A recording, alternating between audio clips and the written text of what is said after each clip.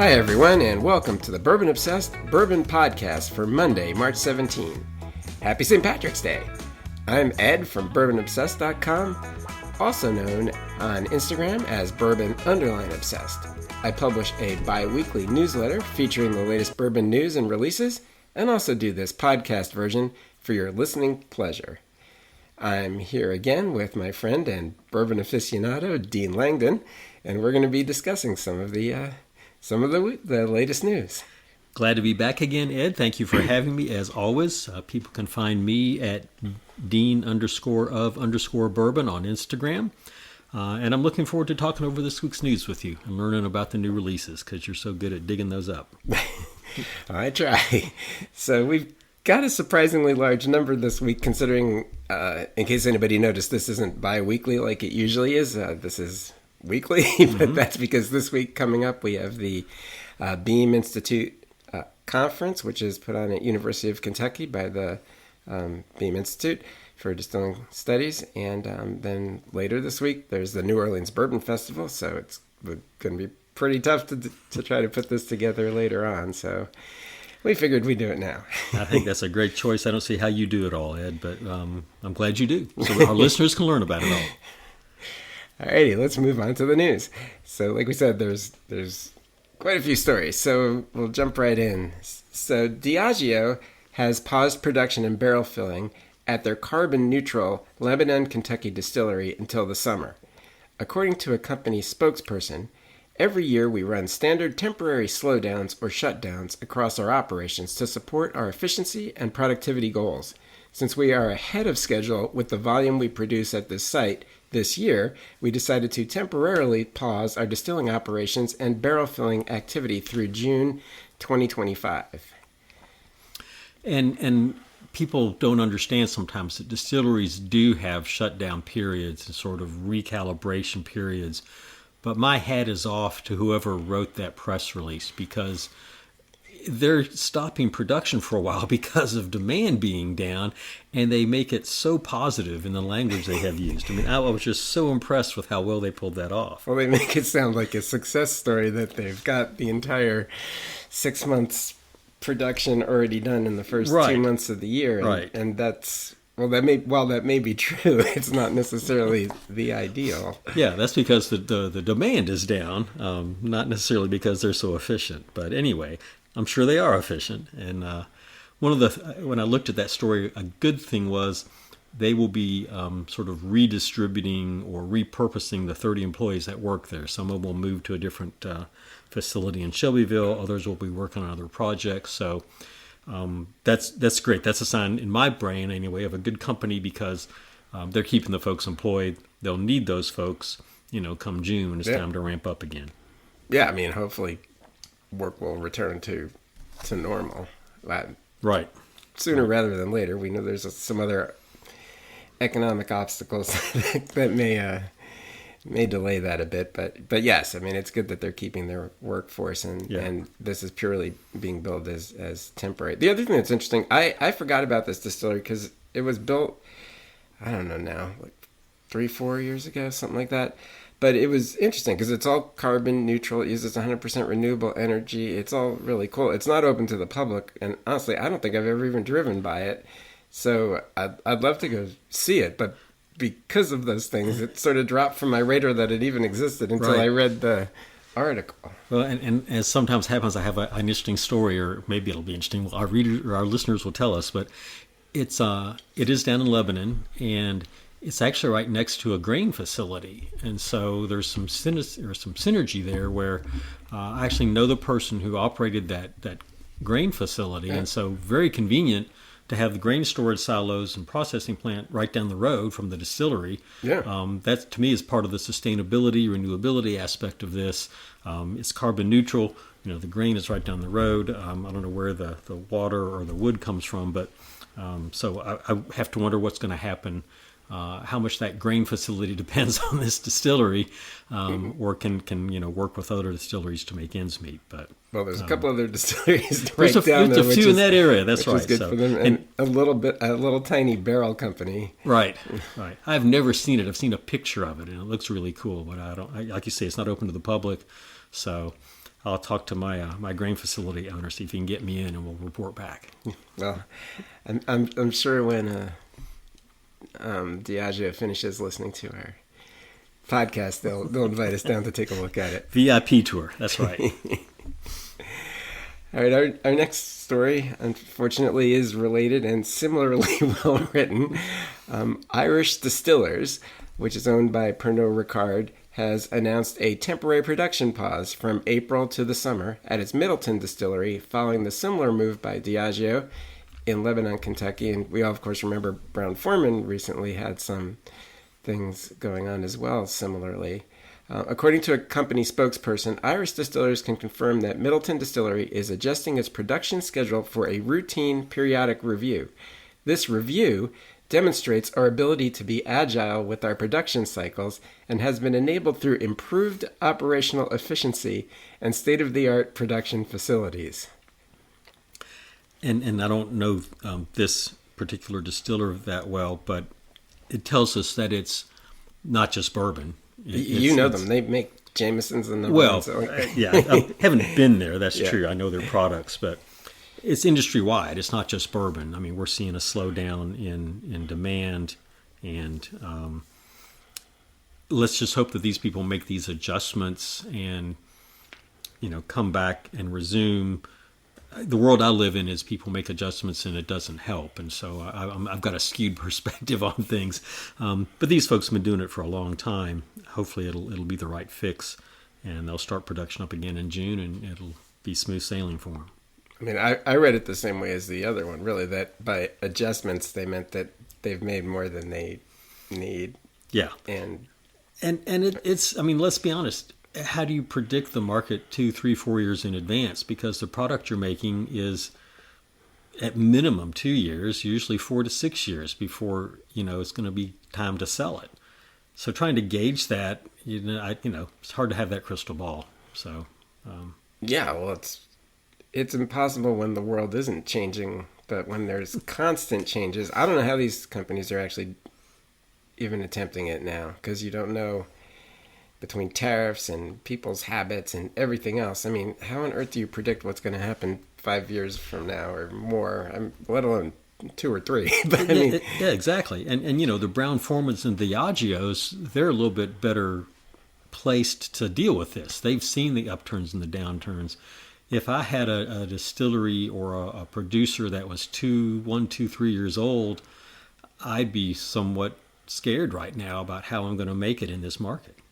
Yeah, I mean, I worry about the ones that haven't opened yet and there's a number coming down the pike that have quite a bit of production capacity, right, and others that have just opened. I mean, it seems like a scary time, unfortunately. It does. We'll be seeing a consolidation. I think that's. I think it's inevitable. It will be interesting to see how that happens and who gets merged or bought up and who actually closes, and that's unfortunate. I mean, there's a lot of good bourbon and whiskey being made, but I think we're undoubtedly going to see some of these things drop off. The market just isn't there to support it. Yeah, I mean, it is inevitable. Yeah, I mean, we've tried to avoid talking about these doom and gloom things over the course of the time that we've been doing this, but it's unavoidable to. We'd be leaving out half the news, unfortunately, currently, if we did not talk about this stuff. That's right. This is the doom and gloom version of Bourbon Obsessed. It's going to be the only one. We're going to be bright and cheery every time after this, but we got to get it out. Well, our next news story is a little more cheery. So, London's Doghouse Distillery is producing a bourbon-style whiskey called Debt Collector. It is made from English ingredients using the same techniques as bourbon. Their 3-year-old American-style whiskey cannot be labeled bourbon since it is not made in the United States. However, the distillery does plan to sell this whiskey in the United States at some point. And, yes, I mean, we've had issues like this in the past. Yeah, it's an interesting name. I don't know what to think about the name Debt Collector. I'm not sure who they think that's going to appeal to, but we'll see. I noticed that they don't have a TTB label yet, so we don't know what the label's going to say, and obviously they're not going to be able to distribute it until that happens. I didn't see anything about their distribution network, and I sort of wonder how they intend to approach distributing that in the States. But I guess we'll just find that out in due time. Yeah, I don't know what they're planning on doing. I mean, right now, it actually took me a little while to find this. So you can go to their website in England, and then in there's a unaged version of this, and there's a 1 year and a 2 year aged, and they call both of those moonshine. Because what's interesting, you can't be a whiskey in England unless you're 3 years old, Wow. which is what's interesting. So they're caught up in all the names every which way there is. So they weren't able to call it a whiskey earlier. Now they can call it a whiskey there. They could have called it a whiskey here, but obviously they can't call it bourbon here. Right. And as far as I know, they can't say bourbon-style whiskey either, which was one of the things that the press release threw around. So right now, the label that I saw, which is for what's on sale in England, says American style. They're going to have the wording is going to get them. That's going to be an issue. Yeah, I'm not sure that has a lot of cachet here in America.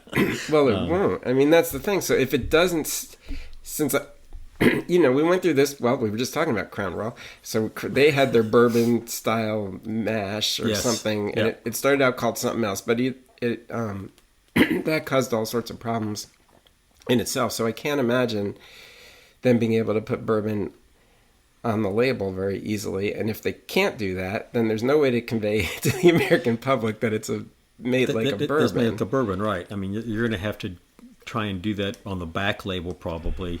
I mean, it's not even a single malt, right? You can't try and hop on that train either. It's like, well, there's no recognized category for this. I'm concerned it's just going to get lost on the shelf. But yeah, but there's no category.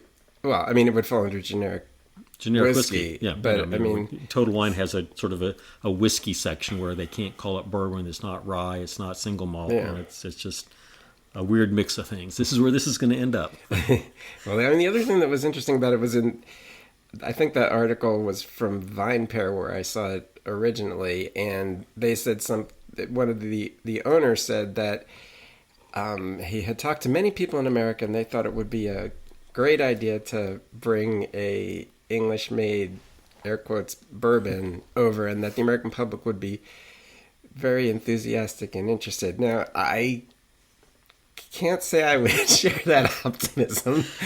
I'd like to know who he spoke with. What were their frame of reference on that? I mean, the closest thing I can think of is we've got Never Say Die bourbon, which is made in Kentucky and then aged in England and then brought back. And it's got a good tie-in to a horse story, which is, horses in Kentucky and bourbon in Kentucky are a great mix, but this doesn't have any of those elements. And and they can call that a bourbon, obviously, because it is. Yes. But, we'll see where this goes. I mean, like you said, there's no label submitted. There's no, and it's just turned 3 years, although that wouldn't have stopped them from selling it here. Like we said, they could have done that when they were calling it moonshine over there. But I guess we'll see. We will. I'd like to put it into a blind tasting once it comes out to see what it might beat out. That'd be fun to try. Yeah, I mean, I'm sure. Yeah, well, I mean, like any whiskey of any kind made at different distilleries, it's going to have. I mean, it could easily be good. It's going to be calling it a bourbon part that's going to be the problem. That's right. So our next story is, unfortunately, a little bit back towards the doom and gloom side. So Green River Distilling Company in Owensboro, Kentucky, has announced layoffs as part of a broader restructuring effort by its parent company, Lofted Spirits, which we spoke about last week. And just for any of the listeners who didn't hear that episode, Green River, as we know, is owned by Bardstown Bourbon Company, and they're both owned by Pritzker.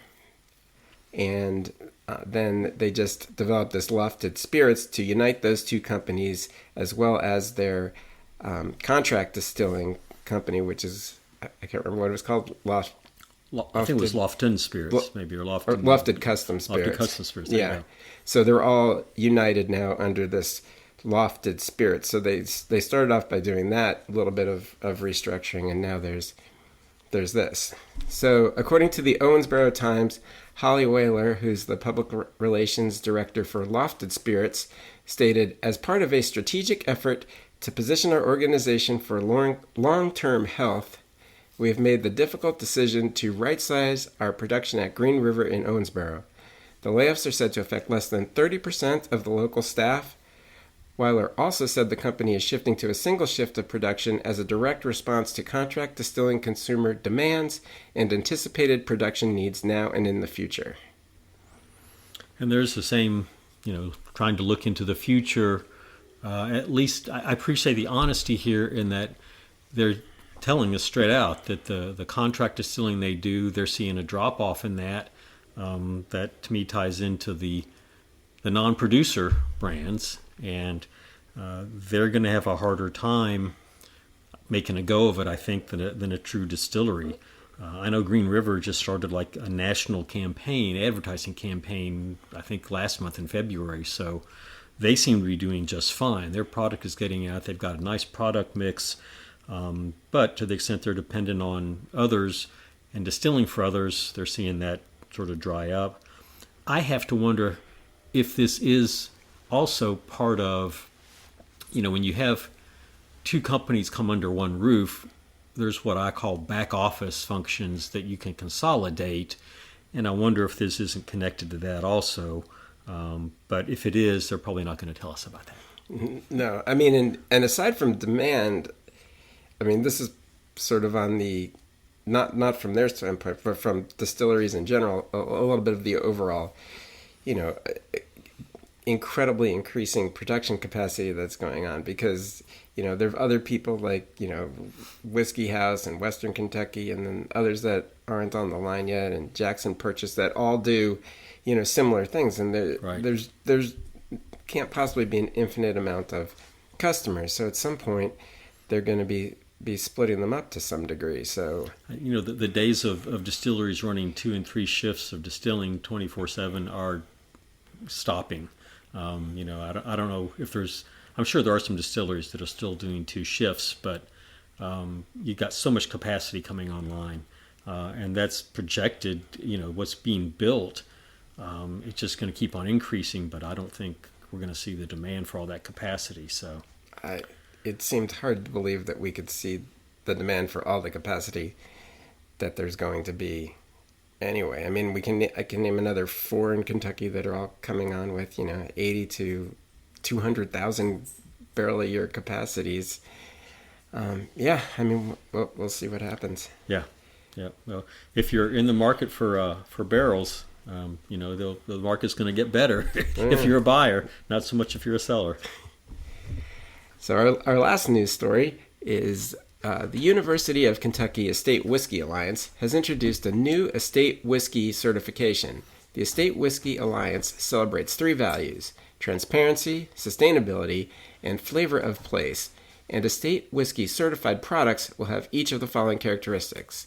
All of their production processes, including milling, cooking, fermentation, distillation, barreling, aging, and bottling, will occur on the property of the estate distillery, and at least 2/3 of all mash bill grains will be either grown on estate-owned or estate-controlled land.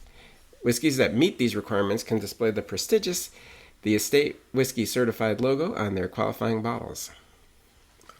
I thought it was, I looked at the logos, and they have 2. One spells whiskey with an E, and one spells whiskey without an E. And so it's good. Their goal here is to go global with this. And at least they're bright enough to figure out that, okay, we have to spell whiskey both ways for it to work around the world. I think it's a great idea. It shows some focus on, as they said, sustainability and transparency. Where the grains come from. That they're doing their best to make it sustainable and not shipping in grains from all over the place. So I know it's just getting started. They've got some good partners to work with. A couple of the founding members are Maker's Mark and Heaven Hill, for example. Those are great names that they can use. And I just hope it works. It's nice to have sort of a certification entity out there that can help consumers decide, I want to look for that. I want to see that sort of quality sign on my bourbon.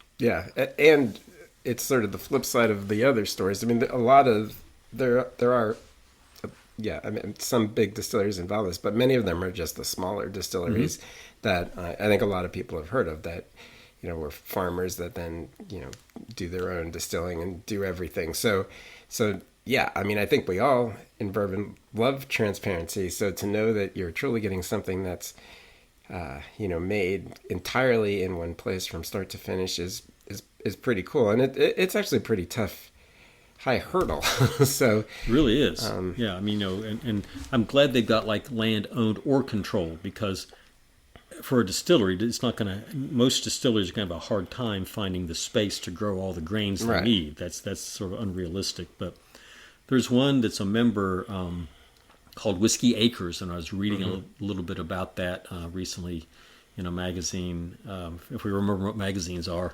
And it's what you're talking about. It's a farmer who started, basically had a farm and decided he was going to start a distillery. And that historically goes back to the 1800s, when we didn't have industrial distilleries. Farmers had grain and corn left over. They distilled it, and we got bourbon. So right. I mean, it's a big circle historically. I love it. Yeah, no, I've wanted to go to that distillery for a few years when I first heard about them, and I've heard a lot of good things. So, but there's other great distilleries that are in this alliance. So yeah, so that's a good thing. Well done it. There you go. There's and a the positive news part note. on it. That's right. That's a great way to end the news part. Okay. All right, Dina, you ready to talk about the new bourbon and other whiskey releases? Let's talk about those. I always like to see what's coming to the market. There's got to be so much in the pipeline that this part of the podcast is going to be going on for a long time. Well, it's surprising how many actually were announced last week. But before we do that, we'll talk about something from the other whiskey category. So since tomorrow's St. Patrick's Day, we have a Irish whiskey here to try. So it's called Drumshanbo, and it's from the Shed Distillery, and it's triple distilled, and it's a single pot still Irish whiskey. Should I put you on the spot and explain to our listeners what a single pot still Irish whiskey is? No, you should not. So it's but that's one of the ways you can make Irish whiskey, which is of course distinct from bourbon. So single pot still rules are, so it obviously has to be made in a pot still. And single doesn't mean one grain. Single means one distillery. And the mash bill of it has to consist of at least 30% malted barley, at least 30% unmalted barley, and then it can use other grains. So in this case, I don't think we actually know the percentages of them, but the other grain that it's using in addition to the Irish malted and unmalted barley is, I have my wrong glasses on, Irish. It's an oat, wasn't it? Yeah, I can't read. Can you read that word? I can. So, and yeah, Barra oats. So this is a 3 grain, actually a 2 grain, malted, unmalted barley, and then oats. So, which I could get. I can say I get an oat smell on the nose, but I certainly got a grainy, a malted grain smell on the nose. Is what hit me about it first, Ed. You've got a better nose than I do. What kind of other? Not from a silhouette, I don't. There's our logo as our silhouettes together. We'll market those, and the classic Roman noses. So, but yeah, I mean, so we have a lot of grain in here, and we do have the malt, like you said. So, I mean, for me that is noticeable, but not up front. For me, I get fruits first. I get like some fresh green apples, and I often get those kind of lighter fruits from Irish whiskeys. I have some citrus from tangerines, and then we didn't say what casks these are finished in, but I get a little bit of a blackberry jam. So the finishing casks are they're mostly finished in ex-bourbon casks, but then the rest is finished or aged in ex-Oloroso sherry casks. So we'd expect some of those contributions. And it took me a bit to get past the grain on the nose, but there's certainly some citrus there. There's some faint green apple. Third or fourth time around, I think I actually got a little bit of toasted marshmallow on the nose, and I'm not sure where that came from, but that's why you do this 2 or 3 From our times. campfire over there where we were just that could be the making campfire. s'mores. That's right. Right. But yeah, and it's just only lightly sweet on the nose, I thought, as well. Right. Yeah, if you've never had s'mores on an electric fireplace, folks, you just haven't lived. So. It's gas. We could do it on there. The smoke wouldn't go anyway. It would come into the house, but that's beside the point. And then what did you get in the taste? Of course, a little bit of the graininess carried through. There's always a little bit of vanilla, but I got, whenever I have a finished product in Oloroso sherry, I get some grapey flavors in there, but I also got some orange, like an orange honey. I found that it got dry at the end of the palate and got a little bit of spice that I can't identify, and just, a dry finish on the palate. What about you? Yeah, I mean, I agree with that whole progression. I thought the finish was a little surprising how dry it got, and then almost a little bit of like a dry balsa wood at the very end, and just a little bit of barrel char, which I guess is coming from those bourbon barrels. And I got the spice too, and it's one that I couldn't identify. It's not like your classic white or black pepper or cinnamon spice or something like that. So it's what I usually just refer to as the capsaicin spice, the actual spice itself without anything else added to it. I mean, I found I liked the layers on it. It's a nice, sometimes I find in finished products, it's too wine-like, and having a little bit of that spice there counters that for me, and it made it much more enjoyable. I don't think they're finished per se. They're you're right, because they're aged in barrels, so yeah, exactly. It's different. Yeah. But so you get the characteristics, but they're not anywhere near as potent as if we were starting with a freshly dumped. True. That's a good actually, point. It could be freshly dumped for all I know, but it's still not. Well, but it's not. It's not. You're right. It's not finished. It's aged, and there is a difference there for sure. So yeah. And then the other thing I thought was interesting was how the taste was quite a bit sweeter. It's by no means overwhelmingly sweet, but it was quite a bit sweeter than the I would have guessed from the nose, and I wouldn't have guessed how dry it became in the finish. So it's an interesting transition, and it's got a decent body to it for 86 proof, which we didn't share with people originally, but it's 86 proof. It's got a really nice mouthfeel. It's not overly viscous, but it's certainly not thin. Just took another sip, and the spice grows a little bit, I think, as you work through it, and it's not overpowering. It's not like a cinnamon red hot at all, but just a nice counter to the fruit flavors that are there, in my opinion. I was just trying to. Unfortunately, I have to say the price from memory. I think it was like around $65 for $750, which is good for not bottled in a 700 milliliter. Right. That seems like a fair price based on the quality. It's a nice, easy drinking Irish whiskey. Yeah. I won't embarrass myself by saying cheers even though I've had people tell me how to pronounce it multiple times. We'll just say cheers in English. There you go. Yeah. Happy St. Patty's Day to everybody. Mm-hmm. All right, so let's move on to those releases. So we'll start off Whiskey JYPSI, which I think people have probably seen the label by now. It's all capitals, and it's spelled JYPSI.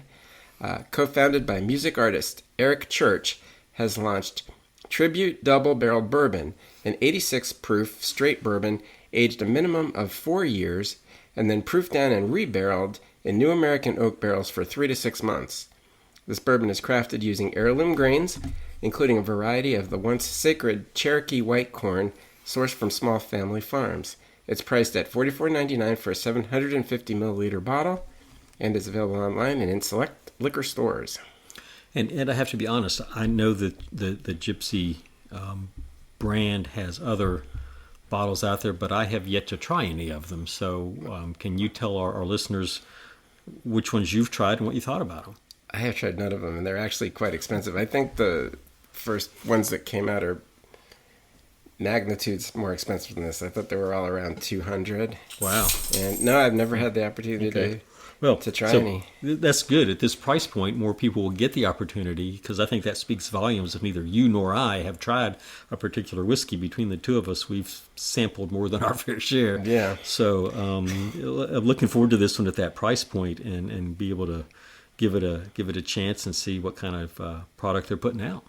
I mean, I've heard good things about it, the expensive ones, but in my younger days, I would pretty much buy everything, and as you know, looking around, I still do, but it is getting ridiculous, and I try to not spend so much money on them. So when they start getting up to that price range, I really want to try them before I buy them, especially if it's a brand that I hadn't heard of. I mean, the pandemic was a different story. It was like the only way you could try things was by buying stuff, which is why we all have way more bottles than we need. That's true. But you're exactly right. I mean, you get at that $200 price point, and it's a second, third, fourth thought before I'm going to pick up a $200 bottle of bourbon anymore. Yeah. And it makes a lot of difference if I can try it someplace, before I shell out $200, because, hey, that's a lot of money these days. Right. And I think a lot of these companies are becoming sensitive to that, is why we talked about this last week, and actually this list again, well, there's a couple of exceptions, but for the most, I mean, there's a lot of them that are in the sub 50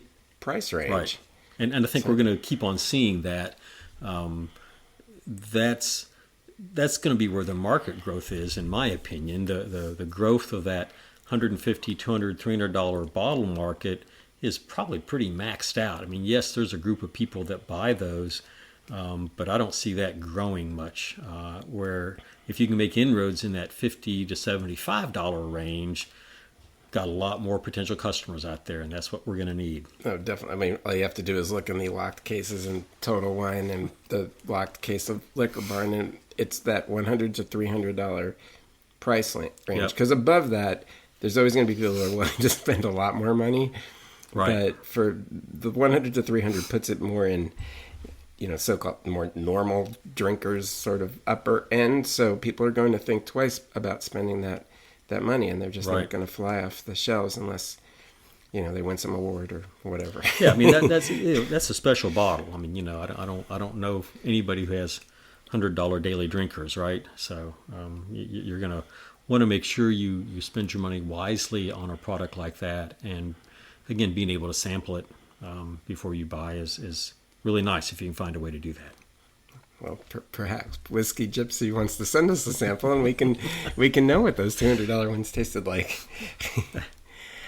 So our next is from Limestone Branch. Limestone Branch Distillery has introduced Yellowstone Small Batch 107 Bourbon, the first bourbon in the Yellowstone lineup to feature an age statement.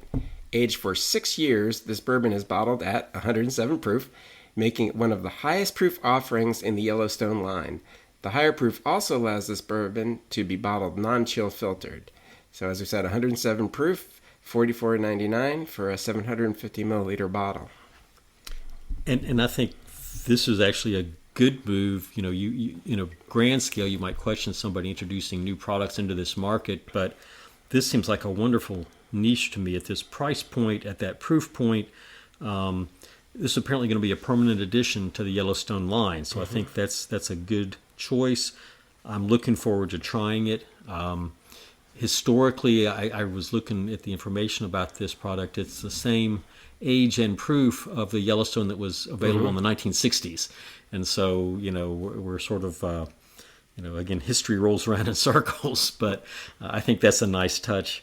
And again, I'm just looking forward to trying it. I love the Yellowstone products. They put out a good product, in my opinion. Yeah, and it makes sense 6 years is sort of like the new 4 because nowadays, as all the distilleries, many of the distilleries out there are older.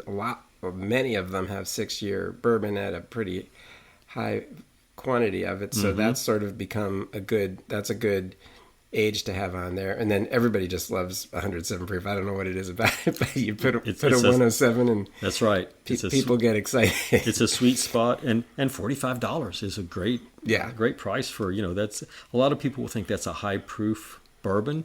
And if you're drinking for value, 6 years, 107 proof, that price at $45, why not? Sounds like a great addition. Yeah, that's a very reasonable price for today's market, no question. So Wheelhorse has unveiled its Spring 2025 limited release of Toasted Barrel Bourbon, a 4-year-old Kentucky straight bourbon finished in toasted oak barrels. This expression was first aged in charred oak barrels for over 4 years before undergoing finishing in new toasted oak barrels for an undisclosed length of time. With only 3,500 bottles produced, this non-chill filtered bourbon offers a rich, enhanced oak profile, and it's 101 proof, another very popular proof, for $42.99 for a 750 milliliter bottle. And again, great price point. That's 4 years is a nice age. That's a pretty small run of $3,500 bottles. I know this is distilled at Green River. Green River probably wishes they would have had a run of 7 or 10,000 bottles. Could have helped keep staff on a little bit longer. But, I am not familiar with Wheelhorse products either as a general rule. Anything that's toasted these days seems to find a broader audience because people like that toasted impact on the bourbon. Yeah. So, I've had the opportunity to try a few of those recently, and there's actually, I think, one or both of those. We have some recent reviews on the website. I was trying to remember if they had actually been published yet or not, but they're done. So, do you have a sense of is this at the low end of their price point? Is this pretty standard for where they're coming into the market? No, they're all pretty much around this area. Yeah. So, so again, reasonably priced, nice proof. Go out and buy yourself a bottle, folks. So our next one is from 15 Stars. So 15 Stars has released 15 Stars 3 Ports Fine Aged Bourbon, a blend of 9 and 15-year-old Kentucky straight bourbons finished in tawny, ruby, and white port casks. This limited edition expression showcases what is thought to be a never-before-made blend, meaning the 3 different ports. The mature bourbons are blended and then finished in the 3 distinct port casks, with the finished bourbon then again blended together. And that's at 105 proof for $179.99 for a 750 milliliter bottle. And so here's one of your, it's not $200, but it's close enough. It's going to be in the glass case at your chain liquor store. And I appreciate the craft that goes into blending bourbons finished in 3 different types of port casks. I'm not sure something that I would particularly want, just because I'm not a big fan of finished bourbons. But for those that are, it sounds like a really neat experiment to try and put these 3 together and see what you can come up with. You've had 15 Stars? I have had 15 Stars. I've brought them to bottle shares. 15 Stars makes great products. I mean, their blending skills and their sourcing skills are very good. So no question about it. Yeah, I'm a big fan. Everything I've tried from them I thought was fantastic. Their blending is good, and their finishing, because they had their triple cask, and I mean they do a very good job blending different flavors together and keeping the degree of finishing complementary to the whiskey and not overwhelming it. So, I mean, I have very high expectations for this because like I said, I've tried, I think, everything they've released, and right. I'm a big fan. And then, for the price, so you've got these 3 different finishing casks. It doesn't say how long it's finished in them, but we're starting with 9-year-old and 15-year-old Kentucky straight bourbons. So, right. There's things that go into the cost of this to put it up into that higher range. I agree with that. It's not overpriced for sure when you look at the product that's there, the time and the skill that's gone into putting it out. So it's not an unfair price. It's just there's going to be a limited market for that at that price point, and so I'm looking forward to their sending you a sample so we can see how well they've done again. It's at UPS. I have to pick it up. But I'm very much looking forward to trying it. So next we have Garrison Brothers. They've announced the 2025 release of Lady Bird, a Texas straight bourbon finished through a multi-stage process. First, the bourbon is aged for 4 years.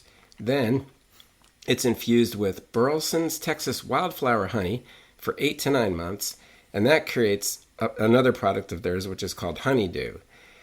So after that, what is now honeydew is matured for an additional 3 years in French cognac XO casks.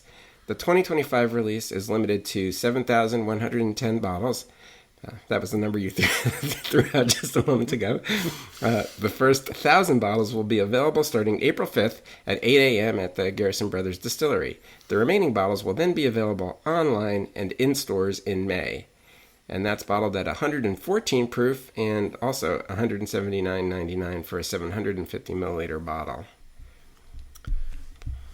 And I know I've had Garrison Brothers products. I think you're a fan of those too, Ed. I haven't had Lady Bird, and again, I'm really curious as to how they manage the level of the honey and the cognac with the bourbon, the underlying bourbon, and how that comes out. I can see that being a wonderful blend of flavors.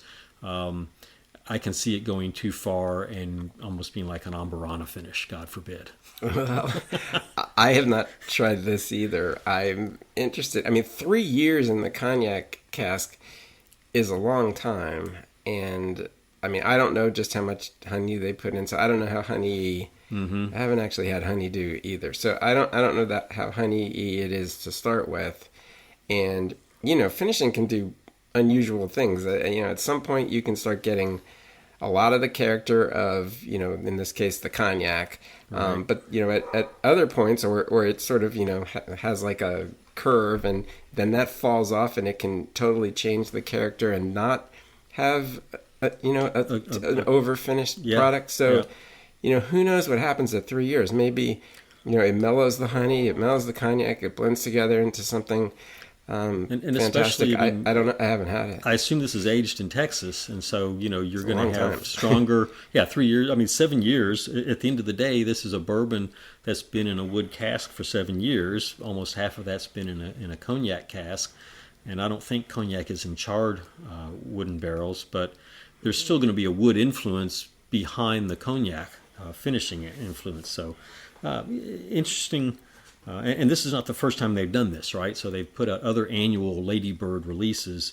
We'll have to hunt some of those down, and we'll do a taste test of 3 or 4 years. Okay. There's a chance there's one here. I'm not sure if I actually have one, but I'm pretty sure I don't. I've never tried that. I'd be interested to try it though.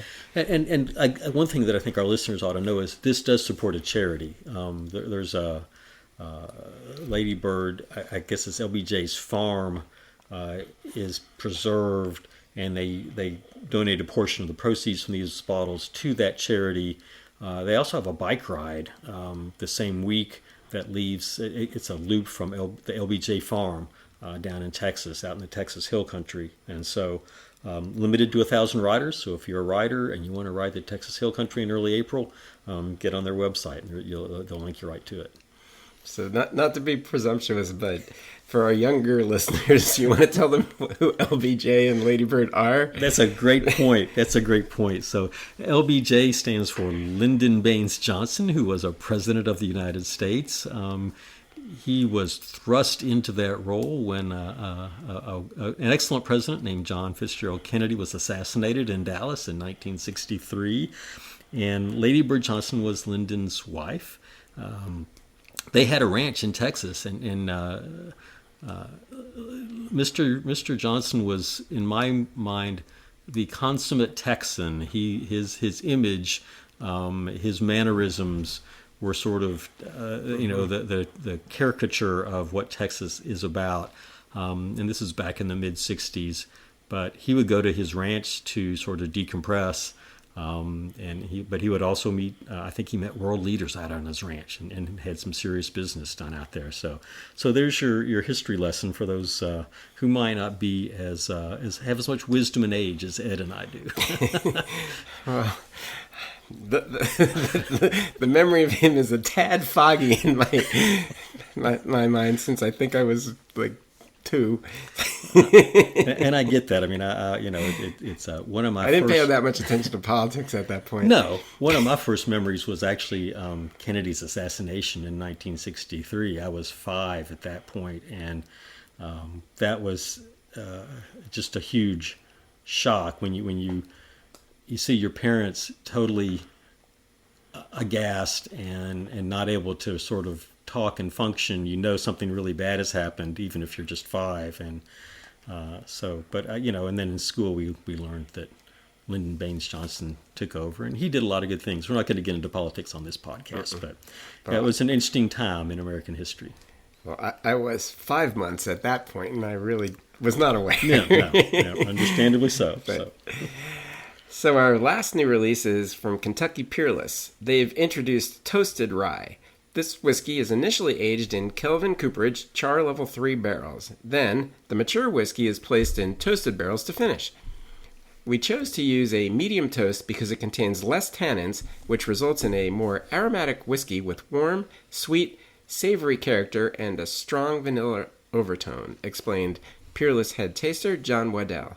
And I actually had the opportunity to taste this Friday. I lose track of time, but a couple days ago at their release, and it's very good. And I do have a bottle of that, so I bought it while I was there. I may hit you up for 100 ml on that because I love toasted products. Michter's has a toasted rye that I just love to death. I'd like to taste both of those side by side. We see a little bit more of that. I think it's a very appealing. Seems a little pushy, don't you think? Well, just a little. So. The Michter's toasted rye is right in the cabinet behind me, actually. Well, it's Sunday night. Tomorrow's a work day, so we got to be careful. But Peerless is one of those distillers that does it all right. With Kelvin Cooperage, they use a sweet mash. And they've gotten the accolades to show that. I mean, they have just really done a great job as a craft distiller. They're not. I don't know that they're really interested in becoming huge. I think they'll be. They're going to do just fine through any downturn, just because of the quality of their product and the love and attention they give to it. No, I think so. They've got a pretty good following of people that appreciate what they make, and we got to try some of their. I mean, their single barrel ryes, I think, can be amazing. I mean, they name them with all these different kind of catchy names and stuff. But there was one. Right. It was, I don't remember its exact name, but root beer was in its name, and it really tasted like that. And the finish was like a not too sweet, like sarsaparilla kind of thing. Oh yeah, it was really pretty amazing. If once again, in my olden days, I would have bought all of these in 2 of each, 1 to drink, 1 to save, but I'm trying not to spend that much money these days, so I only bought the toasted rye since that's what we were there to celebrate. This is not a $200 bottle of bourbon, right? No, I didn't say the price. So it's 109.4 proof and $134.99 for a 750 milliliter bottle. So again, not in that $40 to $50 range, but for the product that they put out, I think that's very fairly priced, and I don't think they have any problems selling what they're making at Peerless. No, I think, yeah. Hopefully they will be just fine and not make our doom and gloom stories. I don't want to hear any more doom and gloom stories anyway, but no. Certainly not from people we know and love. Right. All right. Anything to say to our listeners before we close? As always, it has been a blast. I appreciate learning about bourbons with you, and hopefully our listeners feel a little bit more enlightened after they get done listening to us every week or other week. I hope so. And let me do the closing before my dog knocks over the table here. Well, that about does it for this week. I hope you enjoyed this edition of the Bourbon Obsessed Bourbon Podcast. Be sure to like and follow us at your preferred podcast provider so that you don't miss an episode. You can also head over to bourbonobsessed.com to read the print version of my newsletter, where you can find links to the press releases and full versions of the news stories mentioned in this podcast. You can also sign up to have my newsletter delivered directly to your inbox. While you're on my website, check out some of our over 300 bourbon reviews and over 50 distillery write-ups. Finally, I can also be found on Instagram at bourbon_obsessed and on Facebook at Bourbon Obsessed. Have a great week, and St. Patrick's Day. Cheers! Cheers!